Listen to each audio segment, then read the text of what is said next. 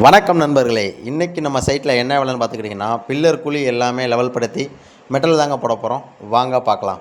Pillar குழி எல்லாமே level படுத்தி முடிச்சுட்டு மெட்டல் போட ஸ்டார்ட் பண்ணிட்டோங்க. 1.5 இன்ச்சு மெட்டலுங்க. ஒவ்வொரு குழிக்குமே 6 அடி டு 3/4 அடி வரைக்கும் நம்ம கம்பல்சரி போட்டாகணுங்க. நாங்கள் 3/4 அடி போட்டிருக்கோங்க. ஒவ்வொரு குழிக்குமே 15 சட்டி விகிதம் போட்டு முடிச்சுட்டு கம்ப்ளீட் பண்ணிட்டோங்க. எல்லாமே 3/4 அடி போட்டு முடித்ததுமே கலவை வச்சு உதிரி போட ஸ்டார்ட் பண்ணிட்டோங்க. எல்லா குழிக்குமே கம்பல்சரி நல்லா 5 to 6 சட்டி வரைக்கும் நல்லா முங்க நம்ம உதிரி போட்டுறணுங்க.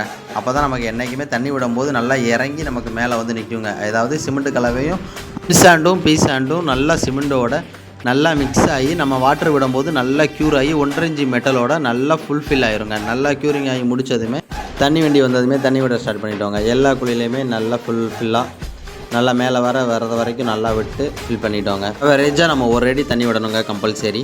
ஏன்னா நம்ம 3/4 அடி ஃபஸ்ட்டே நம்ம மெட்டல் போட்டிருக்கோம், 6 அடி கலவை போட்டிருக்கோம்.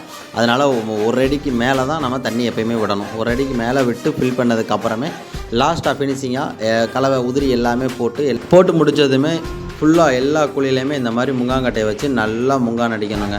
நல்லா முங்கான் அடித்து முடித்தோடனே ஃபினிஷிங் இந்த மாதிரி தாங்க வரும். இதாங்க நாங்கள் நம்ம குழியோட ஃபினிஷிங். இதுபோல் நீங்களும் வீட்டு மனை வைத்து வீடு கட்டணும் விரும்புனீங்கன்னா எங்களை தொடர்பு கொள்ளுங்கள். நன்றி.